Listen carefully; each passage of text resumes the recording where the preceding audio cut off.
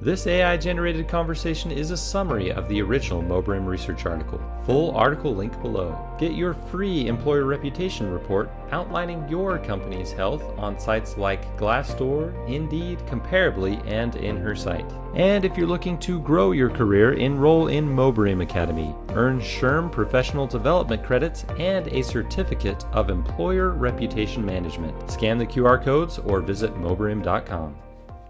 All right, welcome back for another deep dive. Today, we're tackling something most of you are probably familiar with, employer reviews. You know those things you check out when you're job hunting? Yeah. But we're not just skimming the surface this time. Right. We're going deep, figuring out how to really use these reviews to our advantage. Okay. Because, get this, 8 out of 10 people actually use them. 8 out of 10. Wow, that's a lot. But here's the thing. Most people just glance at those star ratings and think they've got the whole picture. Mm-hmm. And let me tell you, Yeah. there's a whole lot more to it than that. Absolutely. Yeah, those star ratings can be really deceptive. Exactly. So to guide us on this journey, we've got Matt Vance's article, 7 Proven Ways to Improve Your Job Search Using Employer Reviews. Huh? And we've even thrown in a bonus tip at the end just for you guys. Ooh, nice. So let's jump right in. Tip number 1. Claimed profiles. All right, claimed profile. What are we talking about here? Well, claimed profile is like, think of In-Out Burger. You know, they've got that little engaged employer check mark on their profile. That means they've claimed it. Oh, I see. That little check mark, that's a signal. Yeah. It shows that a company is actually willing to engage with what their employees are saying about them. Right. I mean, think about it from your perspective as a job seeker. Would you rather work for a company that's actively acknowledging feedback, or one that just kind of ignores it, pretends it's not there? It makes you wonder, what are they trying to avoid? Yeah. Right, Like, exactly. what if they had a ton of negative reviews and Yeah. they're just like, nope, not claiming our profile, don't have to deal with it. You know, I hadn't thought about it that way. Right. It's definitely a possibility, Yeah. something to consider. All right, moving on to tip number 2. Okay. We've got something called reputation disparity. What is that? So reputation disparity, this is when a company has wildly different ratings Yeah. across different platforms. So you might see a company with like a fantastic 4.8 star average on one site. Yeah. And then you go to another site, and they've got a dismal 2.5 star average. Oh. It's a big red flag. So if I'm seeing that kind of discrepancy, what should be going through my head? What's the problem? Well, it could mean that the company is being a little selective, shall we say? Right. They might be encouraging feedback on the platform where they have a really good rating, Okay. and then maybe ignoring or downplaying the negative feedback on the other platform. Not exactly transparent. Yeah, it doesn't sound very good. No. All right, tip number 3, measuring participation. Okay. Now, what does that even mean? So measuring participation is all about figuring out how many employees are actually leaving these reviews. Okay. Because a higher percentage of employees leaving reviews Yeah. generally means you're getting a more balanced, well-rounded picture of what's going on. Right. It's not just a small vocal minority or anything. Okay, so how do we actually calculate this percentage? All right, so you take the total number of reviews on a platform, divide that by the company's total number of employees. Got it. Now, you can usually find that employee count on their LinkedIn page. Okay. Easy peasy. So let's say, for example, Asana, they've got about 3,600 employees, right? Right. And let's just say they have 1,800 reviews on Glassdoor. Okay. So we divide that out. What do we get? Boom. 50% participation rate? Okay. Okay, that makes sense. Not bad. So what if we're looking at a company and they've got like a really low participation rate, like 10%? Should we be worried? Well, it might be a sign that there's something going on that's discouraging employees from sharing their experiences openly. Maybe they're afraid of repercussions. Yeah. Or maybe there just isn't a culture that really values feedback. Right. So, yeah, definitely something to consider. It's not just about what's being said, it's about who's saying it. Exactly. Or not saying it. Yeah. All right, let's move on to tip number 4, employer responses. Oh, this is a big one. Yeah. This is crucial. So what do we need to be paying attention to here? Pay attention to how employers are responding to reviews, especially those negative ones. Okay. Because a detailed response that actually addresses the concerns raised, that shows they care, it shows they're willing to listen. Like, for example, if someone leaves a negative review about leadership changes, Yeah. and the company takes the time to, explain their reasoning and maybe even offer a further discussion, Right. that shows they're taking it seriously, right? Absolutely. It shows respect for their employees, a willingness to engage in open communication. Good signs. Yeah, really good signs. Okay, tip number 5. This one's pretty straightforward. Sort by most recent. Okay, most recent. When you're looking at those reviews, Right. why is that so important? Well, think about it. Companies, they change over time. Yeah. Their cultures evolve. A company with a low overall rating could be making positive changes. Right. Or a company with a great rating, maybe things are starting to slip. Ooh, yeah. And that's going to be reflected in those most recent reviews. So those recent reviews are giving us like a more accurate snapshot of what it's actually like to work there right now. Exactly, yeah. A snapshot in time. All right. What about tip number 6? Location, location, location. Ah, yes. Why does location matter so much? Especially for bigger companies. Yeah. What's true for their headquarters might not be true for a smaller branch office.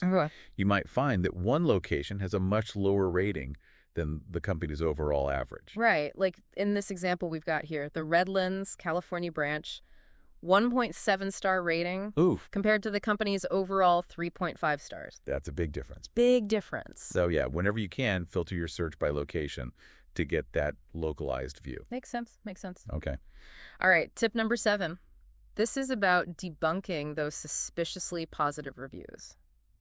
Tricky. How can we spot them? So one thing to look out for is a bunch of overly positive reviews, all posted around the same time. Okay. This could mean the company did a mass review request, trying to boost their ratings a bit artificially.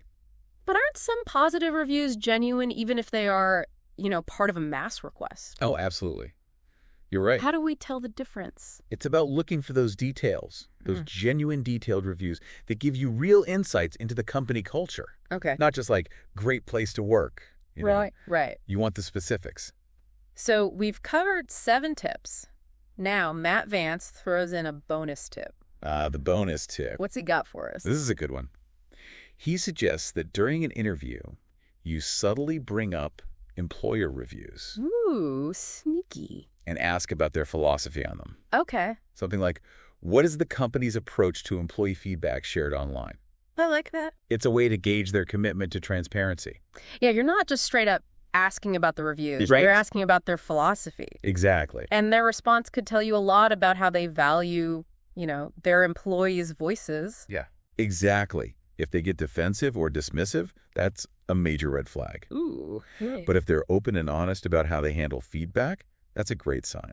All right, so we've talked about a lot of different ways to evaluate employer reviews, but how do we take all this information and use it to actually make a decision about where we want to work? Well, that's where things get really interesting. Ooh, I like where this is going. And that's what we're going to talk about next. Stay tuned. All right. It's really about going beyond just those surface level, star ratings. Yeah. And getting a real feel for the company culture. Reviews are a great starting point, but they're really just one piece of the puzzle. Right, because at the end of the day, we want to use this information to make a good decision about where we're going to spend, 40 hours a week of our lives. Exactly. Right. And speaking of making smart decisions, one thing I think we should touch on is the potential for bias in these reviews. Ooh, that's interesting because Yeah. we've been talking about, all these tips, but we haven't really addressed whether the reviews themselves are actually, reliable. Right, exactly. Right. We have to remember that reviews are subjective. Okay. They're based on individual experiences, and there are so many things that can color someone's perception of a job. Sure. They could have had a personality clash with their manager. Right. Maybe they had stuff going on in their personal life that bled into their work, or even just, a string of bad days. Yeah, it happens. It happens to all of us. So how do we, account for that? Should we just disregard reviews entirely because they might be biased? No, not at all. It just means we need to be, a little bit more discerning. Okay. Instead of focusing on just like one individual review, Yeah. look for patterns. Okay. If you see the same complaint popping up over and over again, then it's much more likely to be a legitimate issue. So, like, if multiple reviews mention a toxic manager Exactly. or a lack of work-life balance, those are red flags. Those are definitely red flags, yeah. Right. And, don't forget to consider the source.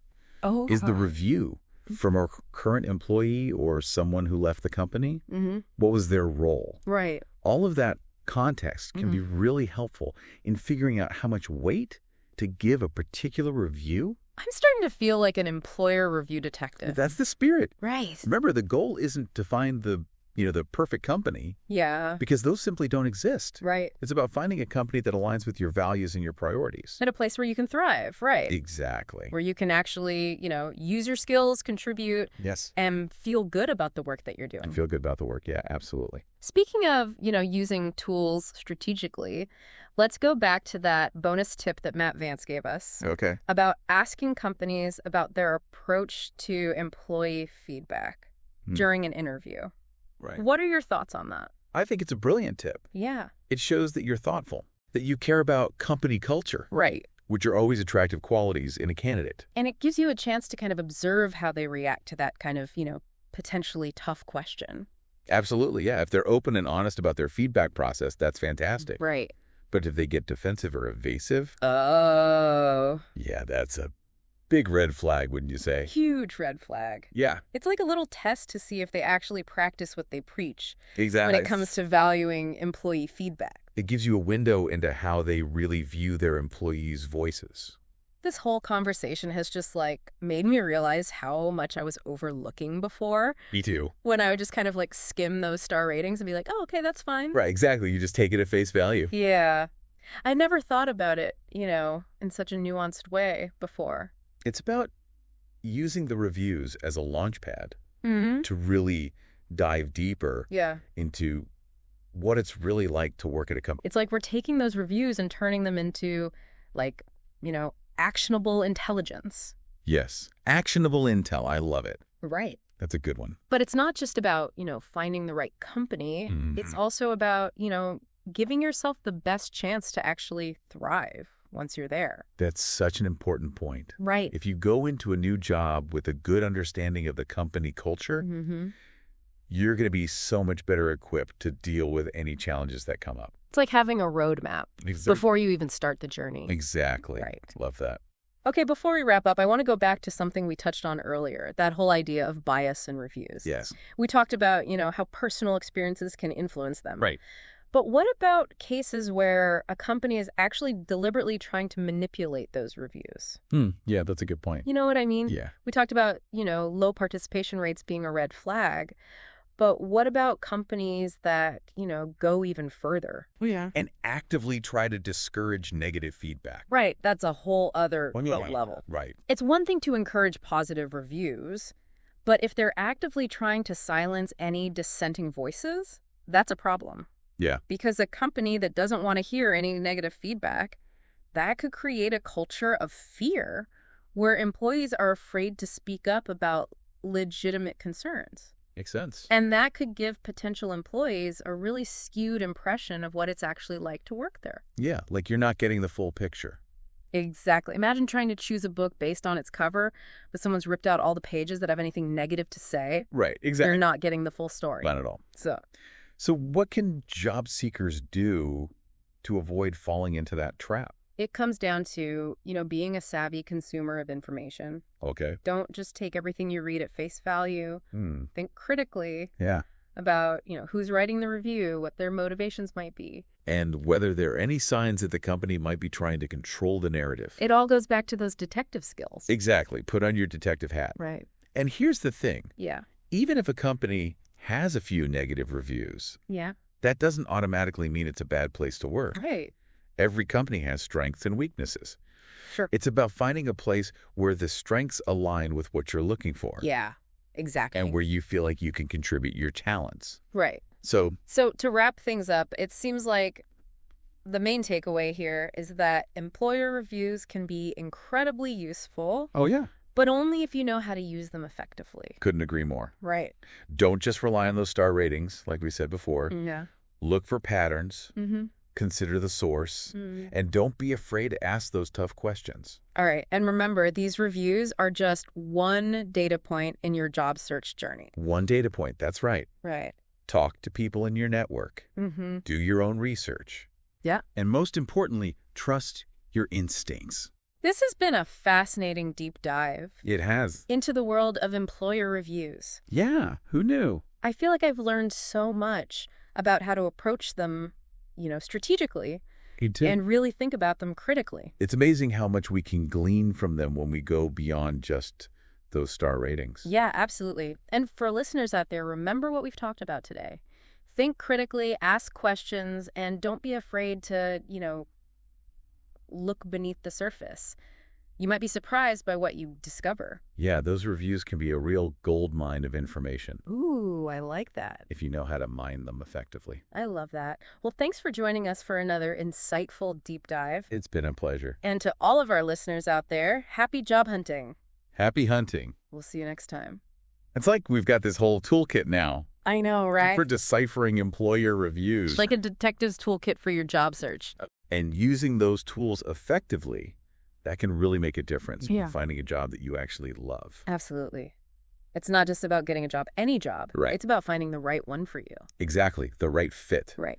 And with the knowledge we've talked about today, you're in a much better position to make that decision. Yeah, A absolutely. much more informed decision. I think one of the most important things we've talked about is that whole idea of looking for patterns Yes, the patterns. in the reviews. It's so easy to get caught up in one person's story. Right. But those recurring themes, Yeah.